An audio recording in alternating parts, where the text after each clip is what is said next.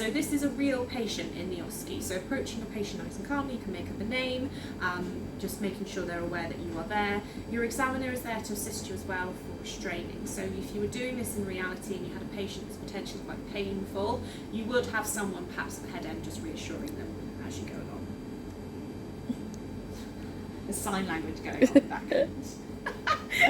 So, when it comes to this patient, you've got your right hind leg, so making sure that they are positioned correctly. Your patient will need to be manoeuvred as appropriate for you, so you've got your vet bed on the table, so making sure you put your PPE on first, then you can manoeuvre them as appropriate. So this patient's leg is towards me. It's up to you which way you do the physio. Personally, I like doing it with their legs away from me, but that's because I do it as a skill, but you can have it towards you, it doesn't matter which way you do it. So obviously if you want to manoeuvre your patient, I would ask for an assistant to have them restrain and manoeuvre, so placing hands around both one person in the front, one person in the back, and therefore we would reposition him in lateral this way round with an assistant doing that section. Okay.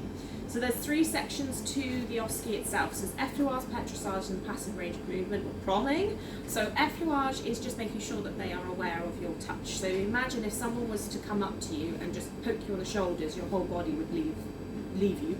And the same thing applies for this. This is an animal that's possibly had pins and needles in this leg for a long time, and also it's probably been a bit stiff, a bit creaky, and they're an elderly dog. So essentially, just making sure they're aware of your existence. So obviously the examiner will be at the front end restraining for your examiner. You know, it might be an extra examiner, or it might be the examiner themselves. They would be at the front restraining, and then our focus is this leg here. So making sure that they're aware. So effleurage is essentially touch, but it's never leaving the patient's leg. So effleurage is a constant movement of the hands, covering all the surfaces, but at no point does the hand ever leave the leg. So we want to be going away from you, and this is difficult. As you can see, this dog is rolling around everywhere. It's difficult in a patient who is stuffed, but in reality obviously this wouldn't be easier. So making sure you're going down the length of the leg, all surfaces of the leg, and it's just stroking, and you've only got 6 minutes, so you're probably just doing about 30 to 40 seconds for each of the techniques. So keeping one hand on the leg at all times and trying not to brush back up the hair. So none of this, we just want to be going with the hair at all times. So keeping across all the surfaces of the leg, like so. So that's your effleurage. Your petrissage is kneading. Now there's various different techniques of kneading. I like using my thumbs to knead the tissue. Some people like doing it with thumbs and forefingers in sort of this motion. It doesn't really matter. But kneading is just making sure you're just bringing up the top layer of the tissue.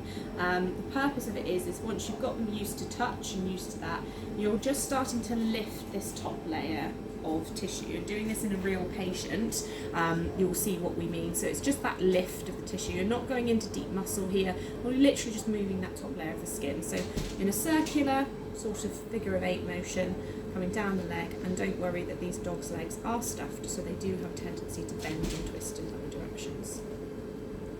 And again, just going from top to bottom, covering all surfaces. You can come around and do sort of the forelimb as well. Part of the fore of the limb, not forelimb, fore of the limb, back as well, and then obviously going underneath as well, you can do that. So again, about 40 seconds for that. Hello, Terrier, has joined us. Hello.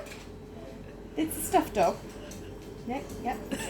And then finally we've got PROM. So PROM is passive range of movement. Now in your hind limb you've got various joints. You've got your phalanges, so your toe joints, which obviously is one area. You've then got your tarsal joint, you've then got your hock, your stifle, and then your hip. They are aware that particularly in these dogs their femur is stitched to their abdomen, so therefore you're not going to get the same sort of movement. Yes, you're going to be up in a second, you're going to join in. So then essentially you're working down the limb, and ideally going from distal to proximal. So toes first, just checking that they move nicely, and you want to isolate the joint from above and below. So toes, again tarsal's hard on this, it's a stuffed dog, so tarsal joint, very, very gentle movement, and then your hock, again isolate above and below, and try and move your stuffed dog in a way that which you would expect a normal dog would move. as such. Stifle's a bit harder, you might want to rearrange yourself. Some like to go underneath like so, and some like to go above. It doesn't matter. I quite like to go underneath because then you can kind of support this hock at the same time. And then you come up through the stifle. Don't worry that your dog is collapsing. They are stitched to their abdomen, so it's really quite hard to do the hock as such. So again, go forwards, and doing this about 4 or 5 times maybe in each one. Being aware of timing, but not rushing it at all. And then hip is pretty much impossible. Again, they're stitched down, so you would probably look at doing a full hip movement as best you can with a stuffed dog. You'll turn in a second. And then essentially you then put them through as much of a range of motion. Some people call this cycling, but then there is argument that dogs don't cycle. So, I mean, not that I know of. So instead they should just be put through what would be an expected normal walk. So the leg would come up normally, they would then stretch out, place, come round, and then they would pick up normally, and place, and come round. Now, Terrier, let me borrow you. Come here. Demo dog. Now, real dog, slightly different in the sense that they have muscle and therefore have movement. So your toes, there's your toes, your hock, which he's not going to give me because he's now wondering why he's on the table, hock, your stifle, and then obviously your hip as well, making sure you've got full movement there. Practicing with a real dog is very different to a stuffed one, but for reality, it's always worth having a practice on a needable patient. What do you reckon? Hey, gonna sit down? Good boy. That's good. Yes. Do you want to lie down? Lie down? Lie on Rover. That's it. Good boy.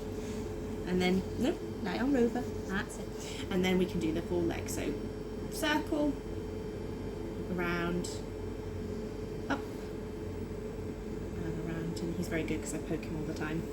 And then the hip, we can do abduction, adduction, and then you can move the hip ever so slightly more. He's not being as willing. You can stretch them around that. But in your stuffed dog, slightly different. Good boy. Well done. Tickle tummies. Then you let your patient up, and then you remove your gloves and pop them in your clinical waist bin, and that's done.